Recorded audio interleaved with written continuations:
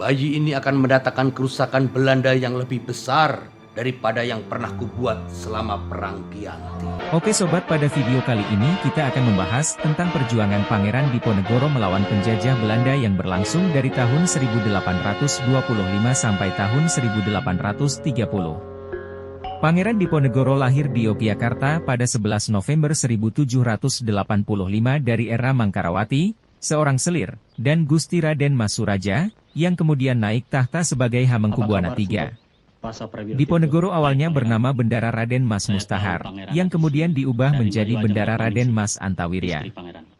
Dikenal sebagai pribadi cerdas dan ahli dalam hukum Islam Jawa, Diponegoro lebih tertarik pada masalah keagamaan daripada urusan pemerintahan keraton. Dia sering berinteraksi dengan rakyat, bahkan lebih suka tinggal di Tegalrejo dekat dengan tempat tinggal eyang buyutnya, Gusti Kanjeng Ratu Tegalrejo, Permaisuri Sultan Hamengkubuwana I, daripada di keraton.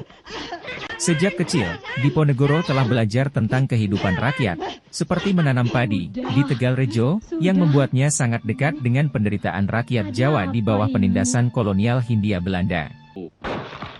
Ayo kerja yang baik. Perang Diponegoro atau Perang Jawa diawali dari keputusan dan tindakan Hindia Belanda yang memasang patok-patok di atas lahan milik Diponegoro di desa Tegalrejo. Tindakan tersebut ditambah beberapa kelakuan Hindia Belanda yang tidak menghargai adat istiadat setempat dan eksploitasi berlebihan terhadap rakyat dengan pajak tinggi, membuat Pangeran Diponegoro semakin muak hingga mencetuskan sikap perlawanan sang pangeran. Keputusan dan sikap Pangeran Diponegoro yang menentang Hindia Belanda secara terbuka kemudian mendapat dukungan dan simpati dari rakyat. Saudara-saudari tercinta,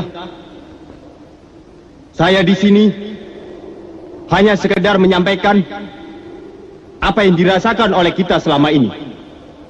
Cukup rasanya tidak diperlakukan dengan semua serba paksa. Dari penarikan pajak yang bermacam-macam itu, dimintanya secara paksa, kerja paksa. Dan akhirnya, kita dipaksa untuk berperang. Oleh karena itu sekarang, hari ini, tanggal 19 Juni 1825, kita membulatkan tekad untuk melawan Belanda.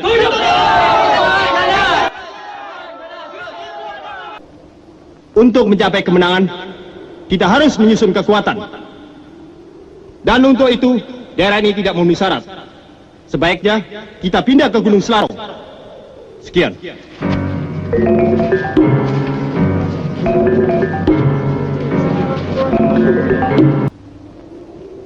Diajeng, dengan pasukan putrimu sebagai umpan. Ayo.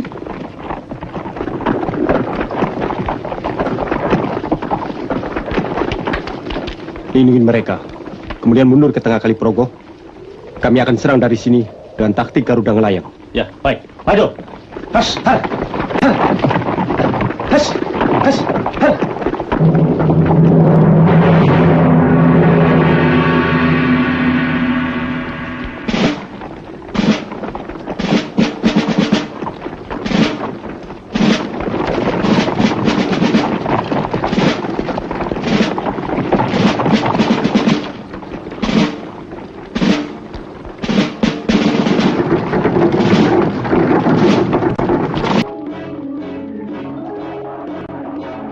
Diponegoro memimpin pasukannya dengan keberanian dan keuletan, menggunakan taktik gerilya dan pengetahuan tentang medan untuk melawan pasukan Belanda yang lebih besar dan lebih terlatih. Pertempuran-pertempuran berkecamuk di berbagai wilayah Jawa, dengan kedua belah pihak mengalami kekalahan dan kemenangan.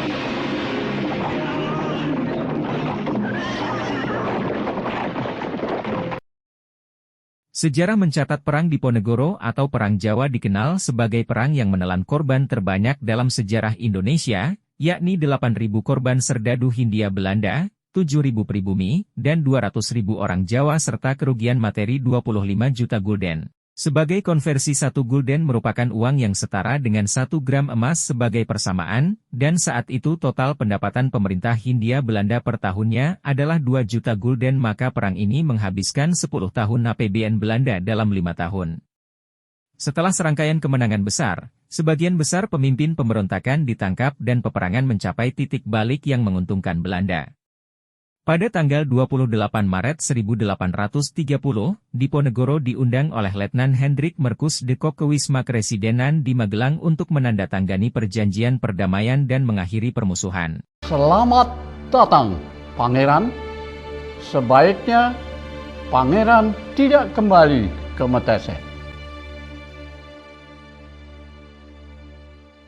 Ia ditangkap karena kebuntuan dalam negosiasi setelah menolak untuk mengakui statusnya sebagai pemuka agama umat Islam sepulau Jawa. Kemudian dia dimasukkan ke dalam kereta ke Batavia, nama lama dari Jakarta, dari mana dia dikirim ke Manado di Pulau Sulawesi, kemudian dipindahkan ke Makassar, di mana ia meninggal dalam pengasingan 2 dekade kemudian. Meskipun pada akhirnya Diponegoro ditangkap dan diasingkan, semangat perlawanan yang ia tampilkan menjadi sumber inspirasi bagi gerakan kemerdekaan selanjutnya. Perang Diponegoro adalah cermin dari kegigihan dan keberanian dalam menghadapi penindasan, dan mengingatkan kita akan pentingnya memperjuangkan hak-hak dan martabat setiap individu dan bangsa. Sejarah perang ini menyiratkan pentingnya memperingati dan menghormati perjuangan para pahlawan yang telah berjuang demi kemerdekaan dan keadilan.